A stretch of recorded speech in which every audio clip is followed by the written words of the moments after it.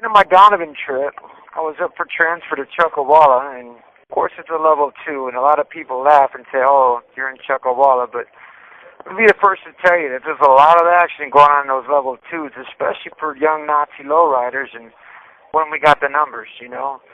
There's just so much we can do and so much we can get away with. It's overwhelming to the squad to keep an eye on who's who. That's why a lot of the numbers blew up so fast, was because there were so many associates and so many of us that were hanging out that they didn't actually know who were actual members and who were actual associates and who were actual prospects. So a lot of times when the big sweep came, they just grabbed us all because we were all hanging out together and everybody wanted to hang out and everybody wanted to be a Nazi lowrider. That's a fact.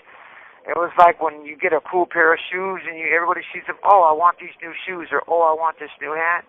Well, every white dude wanted to be a Nazi lowrider, so a lot of them would walk the walk and talk the talk until the time came. And this call and your telephone number will be monitored and recorded. I, for one, was coming in with a little bit of dirt under my belt, so I was already coming in, already proved and willing. So I didn't exactly have that problem of wanting to be. I was already well on my way to being one. I just didn't know it yet. So I get to Chuckawalla, and me and Missile, again, this is my cousin. We went from county jail to reception to the 3-yard. Now we're in Chuckawalla. So we're just following each other. And fate would have it that me and this knucklehead would follow each other all the way through on our first term and through to the streets and a lot of other places in life, too. And remember when I tell you, this is my cousin right here. This guy was my best friend. This guy, I love this guy. So we did a lot for each other. So later on in the story, you'll understand why it is when I tell you that I broke down like a little kid in tears when my trial would come and he was there. So Chuckawalla was hot, really hot. It was the first time when I was in a place where there was no cell doors. It was an open dorm. You slept around with everybody in an open bunk. The thing about that was cool is there was so much action to get out and run around, you know, at nighttime, you know what I mean? It was just weird, you know. You had a bunch of people. You had to deal with snoring. You had to deal with another man's farting and all that. But, you know, you could always fix that with a spray bottle, a fan, and maybe a curtain, you know. It was also my first exposure to seeing, you know, what an actual yard was like, even though it was a low level. You know, I would go on later to have the yard, which, you know, meant that I was entrusted to run it. You know, and I was pretty young then, so it wasn't unheard of, but it wasn't exactly, you know, the thing to do. So me and Missile are there, and, you know, that's when I come across, you know, my fellow brothers. You know, we got Whitey, Trojan, Woody, my boy, other Tony. It was just a huge handful of Nazi lowriders that would go on, you know, to make a name for themselves, and some would go on to make a name for themselves in a bad way. So within a week and a half of me getting there, I'd say 11 days, you know, my name came up, and of course Trojan would ask me, he says, hey, I need you to do me a favor. And I'm like, anything, brother. He's like, yeah, we got this guy right here named DC. Like I said, this isn't a paperwork, so I don't mind. His name's David Collier. I know who DC is. You know, he's another Nazi lowrider, and it was time for me to strip him. He had apparently disrespected, you know, a known inmate, supporter, or I would guess an associate, who wasn't validated, but he had a lot of pull with these guys. And even though he's on a level 2, you know, we disrespected him down in reception, and we needed to handle our business. So it was asked, you know, of him, of Trojan, to handle it, and of course it was passed down to his time for me or Missile. So immediately I said, hey, homeboy, I got this. Just kick back. You know what I mean? I'm ready. And this call and your telephone number will be monitored and recorded. so I remember my first official, I'm not going to say my first, but this is one that was, it meant something to me. So I'm on the ping pong tables right there, and we're all sitting there, and we're all smoking a cigarette, talking, you know, and of course the funny thing about it was the only weapon we had at the time, and this is pretty sad, but it worked, was when we sharpened the toothbrush. I know this sounds funny, but when you have a honeycomb Oral-B toothbrush, they get sharpened in a pencil sharpener and then put to the flame and then resharpened again. It comes out pretty tough, almost like plexiglass. So it was worked over really nice, and if the person's holding it and put it done right, it gets done well. Well, I remember telling this guy, says, hey, do you see that bird up on top of that roof? And of course there was a lot of birds. This guy thinking that he was safe, looked up there and let his whole neck expose. I remember it was the right side, so I believe that was like the corduroy. And I remember just stepping back, and he just gave me the whole neck. So I just bam with the left hand, and I just jammed it in there. And it was a pretty good hit. I'd say it went in about 3 inches. And that's a pretty good number right there. So. And I lodged it in there real quick, and before he knew what was happening, I yanked it out, and it wasn't going to go no further. But you know what? Did that, a little bitty spurt came out, boop, and then another little one, boop, and I walked off. As soon as I walked off, the dude's holding his neck. As I'm walking off, my cousin comes walking towards me, and the old brush up. I pass it off, and I go walking, and we're good to go. And this guy's holding his neck, and he goes to the front of our building.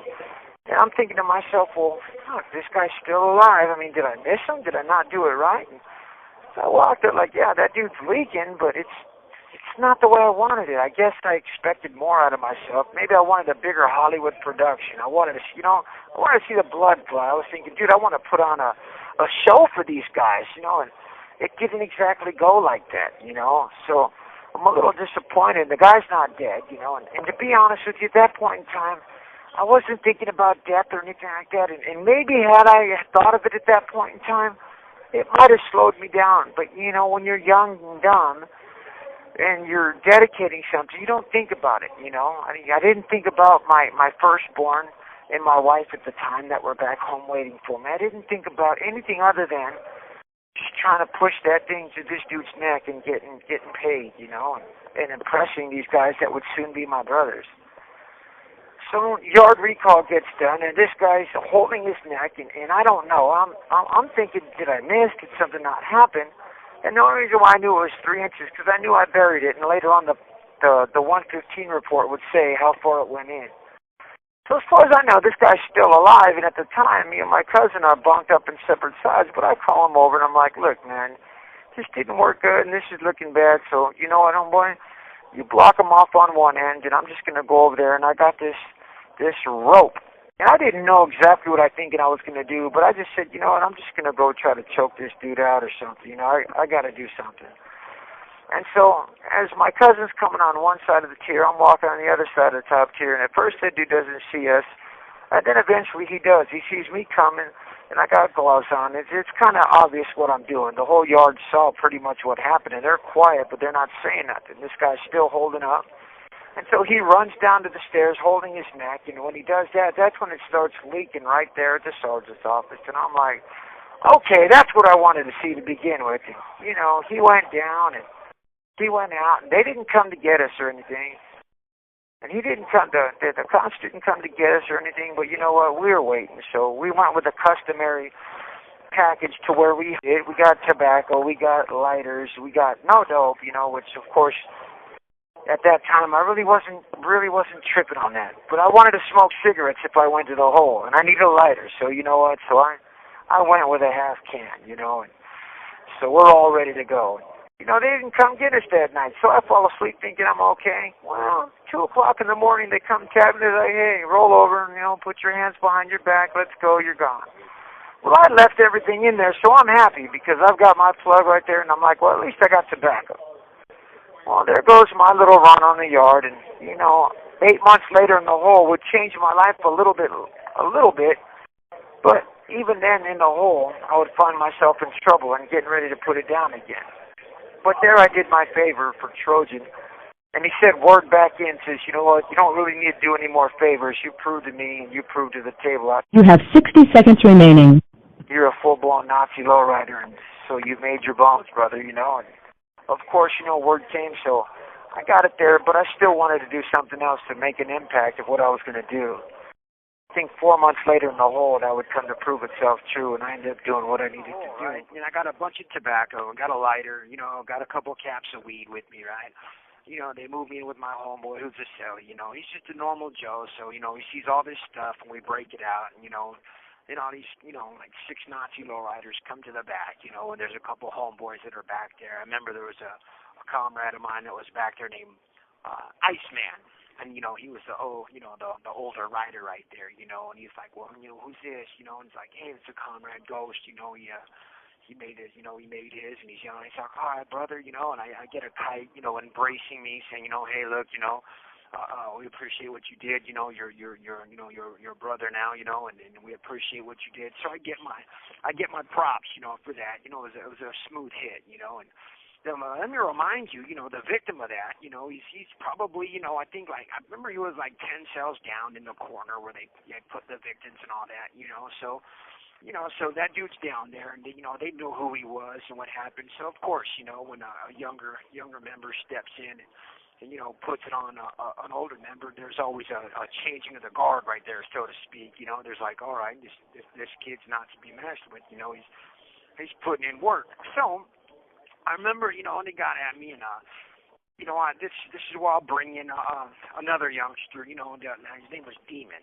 And I remember we're back there for a minute, and Demon was one of my only two people that I ever brought in, that I ever sponsored myself and raised my hand for, and this would go a long way down the road as to what type of people that I surrounded myself with. It would go a long way to show the like-minded of the people that my core group, that I was brought in around and that I would later bring around. We were all stone cold killers, and what we did was it's what we did. We didn't put hands, we ran stealing people, and we liked it.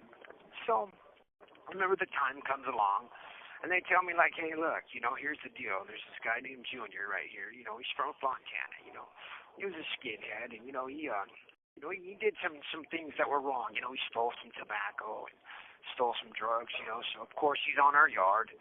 Me and Demon are there, and by this time I'm making a call, saying, "Hey, look, I'm raising my hand for Demon, and I want this kid to roll with me right now. I feel it's a good call, and mind you, it's very rare that a newly formed member within a year, gets to make a call like that to bring somebody in, but I did, because I knew who I was bringing in."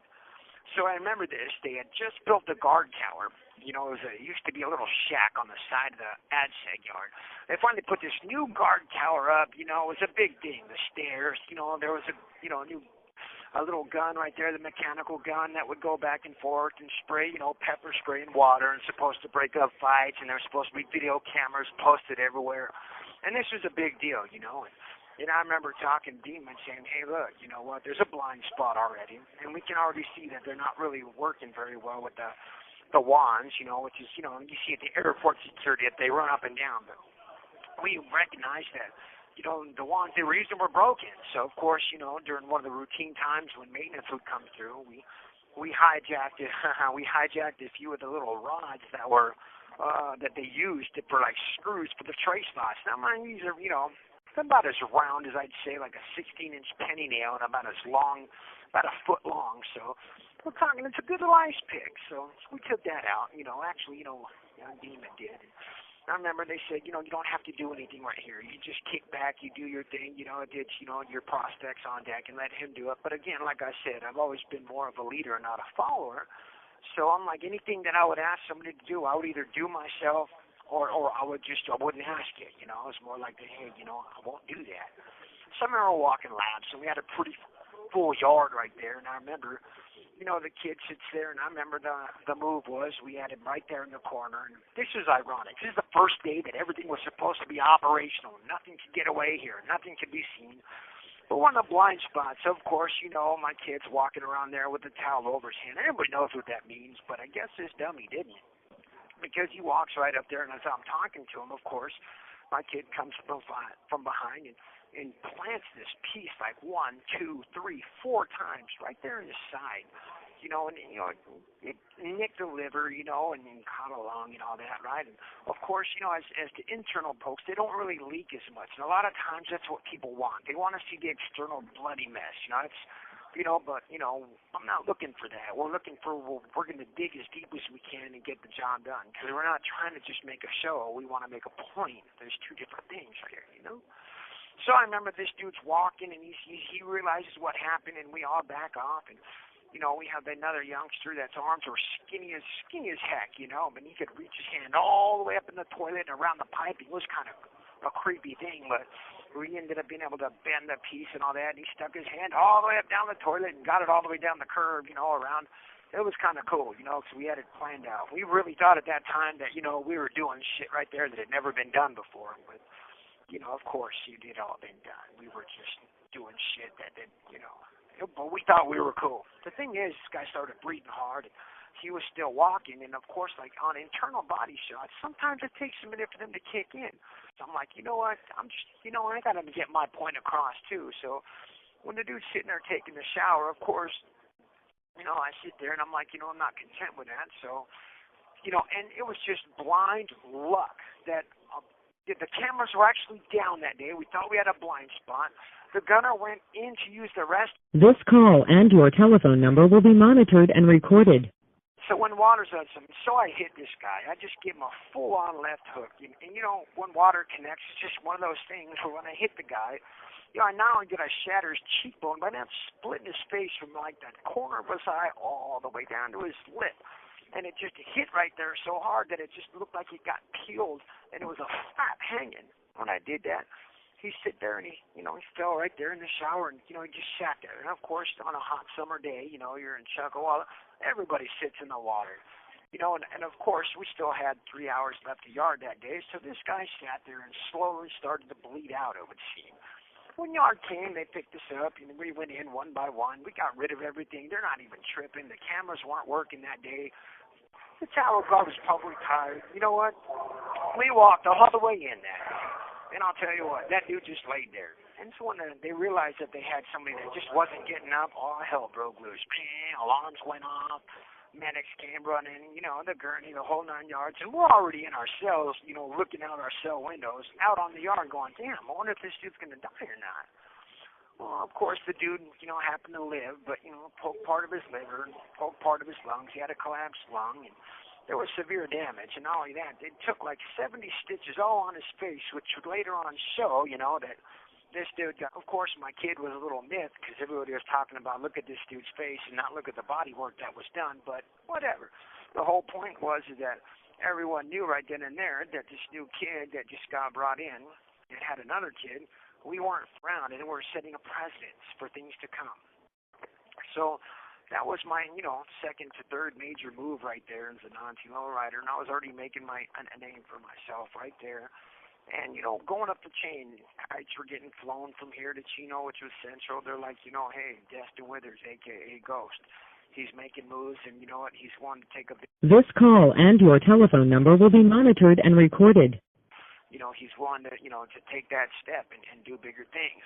Well, as it would happen, I stayed the 9 months right there, and, right there in the hole, finished out my little time, got kicked out to the yard because it turns out that due to a glitch in the paperwork, I got found not guilty of the stabbing, which would have cost me a year. And who would have thought that because of a glitch in the system, I would get lucky because 2 words were printed wrong on the 115. And I got kicked right back out to the yard. I got kicked right back out to the yard about the same time as my buddy Havoc shows up. Well, he's bringing kites right there all the way from Palm Hall saying, look, Chuckawalla's getting a bad reputation for just bringing anybody in. So we're there to clean up the yards and make sure that anybody that didn't get their bones is going to either get remade or get erased.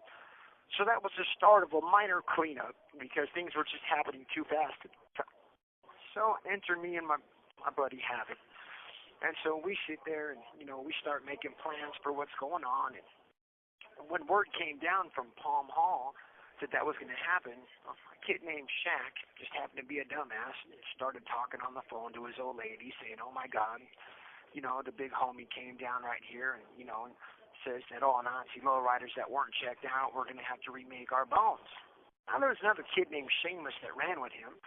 And so the conversation went like this between Shaq and Shameless. And Shaq says, hey, what if Dougie comes down and wants us, to read our accolades and see if we got made? And he says, well, then we're going to show him. And he says, and what if he ain't happy? And Shameless says, well, then we're fucking going to do it again because we're Nazi lowriders and that's just what we do. And so Shaq was a little upset because he only had a year left. And of course, some people get real, they start changing their priorities in their minds when they get short to the house. So this became an issue because it became on the phone. It got caught on the phone. After that one happened, bottom line is the squad of the IGI came, got it, havoc, and said, hey, this is what's going on, and he became aware of it. Now, for some reason, Shaq's back in the hole on single cell walk alone with my boy Demon and Sinner.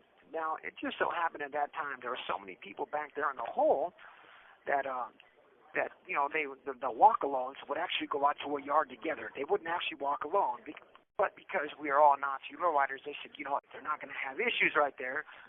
So, of course, me sitting there talking to, the big homie, Havoc, who's just an elder Nazi lowrider, says, hey, look, we really want to get this guy Shaq. You got any back there? And he says to me, Ghost, can you make it happen? And I says, you know what, I think I can. Let me take a trip back there and see what I can do. Well, once again, I pack the old trunk with goodies, and I head back to the hole. As soon as I get back there, I find out that they're running the single cell like that, and these guys are actually single cell with the guy. So with my ass, I brought back a bunch of box cutting razors. When I brought those back, and shot them to my boy Demon. I let him know, hey, this is your first get down right here, and this is what you need to do for me. You got to make it happen. Can you make it happen? And he says, for you, of course I can. So within 24 hours, I'm sitting there, and mind you, I'm on probably C-section right there, but I can get a direct look outside the porthole. Outside, not the portal, but the Sally port where people go out to the yard, and you can hear the people doing their, their workouts and whatnot, and it's pretty loud. Well, I'm waiting for the sound of the block gun. Well, the first thing I heard more than anything was this guy screaming, ah! Oh my God, what's happening? What's going on? And the bottom line is that Demon and Sinner started chopping this dude up like he was like he was like salami on pizza. So they ended up slicing this dude up, probably giving him over 700 stitches all the way across his face, his back, his neck, and everything. And he lived, but the whole point was we weren't wanting to kill the guy. We just wanted to let him know, hey, you don't talk about the business on the phone. And if you think you can get away with it, you can, because we'll find a way to get you. So at that point in time, for level 2, we thought we were, at least I did, and you know what, I made it happen right there, and you know what? That just made my name another commodity and another boost up, So I rode my little time out there, and my points went up from a level 2 to a level 3, and I went to Ironwood. The second I hit Ironwood, I'm there, and I'm in orientation. You have 60 seconds remaining. And right off the top, coming from there, I get the comrades already, which is another term for another Nazi lowriders.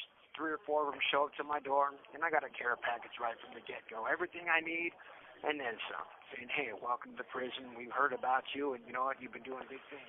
All right, so as I show up there, one of the people that would be one of my homeboys, but just for other purposes right now, I won't mention his name. Needless to say that maybe I will a little later on in this interview, but needless to say he's doing life without right now for a couple murders and whatnot, and we'd come on to be good friends later on down in life, And on a side note, I want to point out also that, this is going through my first term, and I'm married to my first wife. I got a kid, my first son. Now, I won't mention his name or them and all that, but the bottom line is that, this is back then, but I had already made up my choice, that this is going to be my family. I was going to be a Nazi lowrider come hell or high water, and that's what it was going to be, and that's my family. So, mind you, while I'm juggling that right there, I also got my mind just on a one-way direction, and it's like, you know what, I came into prison one thing, and I'm leaving another. I'm not coming out with nothing less than, 400 stars and bars.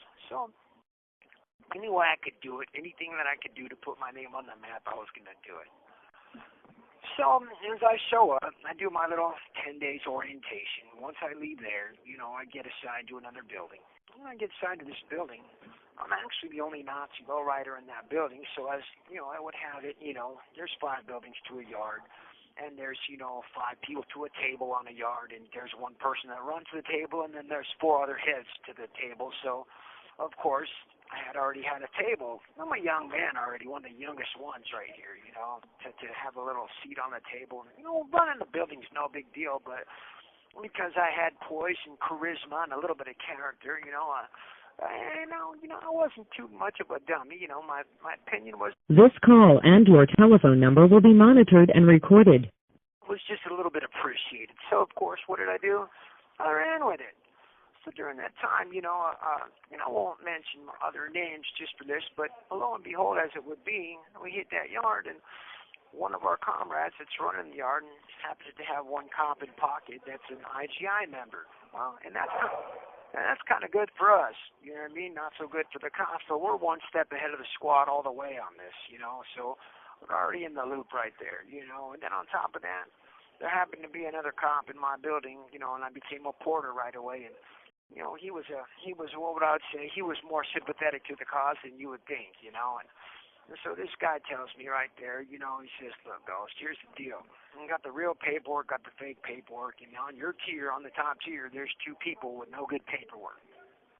And I'm like, you know what? I'm from Missouri, the show me state, right? So show me. So he showed me. And I was mad because it happened to be one of the dudes was my homeboy from San Diego. When I was playing handball with him, and little did I know I was playing handball with a child molester. So, man, I was pissed off.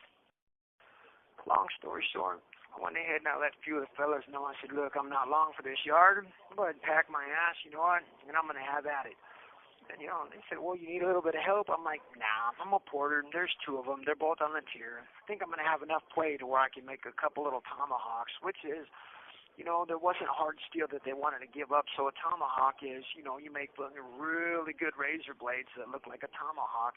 And they're used for cutting real deep if you make them right. You got the thin ones, which is just for cutting, just to make a show. And you got the other ones that are deep that you go to cut for you go for the throat and you cut.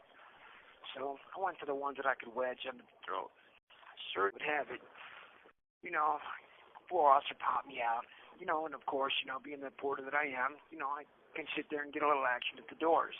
So the first thing I did is, I called my handball buddy up to the door, and I'm like, hey, look, I got some food for you right here. And he fell for it. The door got popped, and I pushed him in, and I went to town on this dude's neck. I grabbed him by the mouth and turned him around, and he was trying to scream, and I was just, wrenching on his neck, and I was so angry and mad, Not only is this dude from my neighborhood, but I just felt betrayed, I just don't dig it. So I just went to wrenching on this dude's neck and as much as I could. Again, of course, they're little razors, so there's not a whole lot you can do with them, but I worked with what I had. And by the time I got done, it looked like a pretty nasty hack job, but I got done and I cut this dude up around his throat, pushed him back in the cell, hit the toilet button. I was able to break the razors up because they weren't, you can break razors, flushed and shut the door. Right then and there, no big deal. Go walking down about halfway down the other tier. Got a little bit of blood on my hand and all that, but nobody's really tripping. I pull out my other tomahawk. Now the dude's standing at his door, and I'm like, hey, I got some food for you right here. You hungry? He's like, yeah, sure. And I said, hey, step back real quick. I'm going to get the door open. No idea, because he thinks he's covered right there. Same thing. Grabbed him real quick, turned him around. This time this guy put up more of a fight, and so in the process, instead of getting him on his neck, I'm in the chin, the face, and all that. So, these were pretty bloody messes by the time the crime scene came through. But the cool part about it was got rid of the weapon, pushed it in. Now, of course, the victims can sit there and say, hey, this is who did it, this is who it was. But back then, these guys are sitting there thinking they thought their covers weren't going to get pulled, so they figured like this: if their covers can get yanked and they can get told on when they had fake paperwork made on them, and they can get their covers pulled and someone can get at them, they're not sure what else can happen next. But either way, by the grace of God, because I was the porter and all that, of course, I turn around, I get yanked up, and I go to the hole for 2 counts of assault with a deadly weapon on inmates, Thank God the courts didn't file charges. They could, but then, again, the witnesses didn't want to say nothing. The victims didn't, excuse me. And so, I made a little name for myself. Right back to the hole I went. Again, had the old suitcase packed, had a little bit of weed, a little bit of tobacco, a couple little bit of lighters. And, of course, you wouldn't believe what you could pack back there when you really need to. So for those that don't know, trust and believe, when you get, when you need to, you can stretch that bad boy out, and it can become a really big trunk. A little uncomfortable at the worst, but you know what? You make do with what you can get, you know what I mean? Trust and believe. In a pinch, you do the same thing, too, if you want a cigarette, and I like to smoke. So I'm back in the hole, and I'm back there with, at this point in time, it's probably one of the coolest times I've been back with. There was probably 16 Nazi lowriders at the time, all coming off the yards. We're all back there just terrorizing the yards and everybody there. We got names, we got Buckethead, we got Angel, we got Buck, we got Gemini Bumper, we got different names you guys can all look up, but I'm just not going to mention a whole bunch more names just because a few of these guys happen to be made members of other things now, which I'll get into, but but you can I could honestly sit there and tell you about the 17 members that were back there. These dudes were not slapsticks, and they weren't ones that ever got erased. Each one of the fellas I was back there with was all back there for the same thing I was, so I wasn't no special. I just happened to be able to get a 2-for-1, which is a little bit cooler. So, I'm back there, and during this time, I still have, maybe 90 days left on my term. And here's the kicker. During the time that you're back in the hole, you can ask for an integrated yard, which, means you get to go out with whites, Southerners, blacks, Northerners, or you can ask for, well, usually you don't ask for it, but you go to integrated yard, and then after you get off there, then you get to go to a controlled compatible, which is you and other members and all the time. So they give you, it's a freebie. You got to go out there and get an integrated yard shot because, back now you're in the hole. You got to get a little one-on-one with another race just to show what you're about. So, of course, your boy here, I can go out to an integrated yard. Sure, no problem. So, of course, you go out there, and the first time I go out there, not everybody, not every white man and everybody out there, goes out there and gets off, but for a Nazi lowrider, it's your due. You get there back in the hole, you go out there to the yard, you see a black man or Northern, you get off, you know what I mean? You just have to. That's just written in the law. Not that we're racist or nothing like that, because, we respect convicts, but at the end of the day, we got sworn enemies, which I can tell you, usually the BTF, the Northerners, the New Estra Familia, those are our sworn enemies right there. And the associates trickle down with them. So, of course, if you're running that group line and you're backing that association up from the down the line, of course, you're going to meet a few of you guys, and we're going to get it. So, Ghosty goes out there and gets a little one-on-one with Chi-Town. I'll never forget this guy. I mean, this guy's feet were so big. I just remember that. I ended up being cool because he was my next-door neighbor when he got there. But his feet were so big. I just remember I never seen so big in my life, right? And his toes were hella long. This call and your telephone number will be monitored and recorded. I ended up liking this guy. When I sit there and tell you, block shots from the block gun, usually when you get 2 or 3, that's a good one. When you get 5 block gun shots, you're going for a minute because you don't want to stop. So me and Shottown went ahead and ran 5 shots with the block gun, and then, on top of that, some pepper spray and all that. So we ran that. You know what? That guy gave me as good as I got, and I gave him just a little bit more. You know what? We were cool after that. Matter of fact, I ended up shooting that dude a cigarette a couple of days later. We started talking in the van. We was cool. But that's how that works out. So that's another chapter in Ironwood. But you know what? It gets a little bit better. Because, I get a chance right there before we kick off a full-on riot throughout the whole institution that would cause 20 of us to go ahead and get shipped out to other prisons. It was a cool one right here. I ended up picking up another little time, not a little bit of chunk of time for this incident right here, but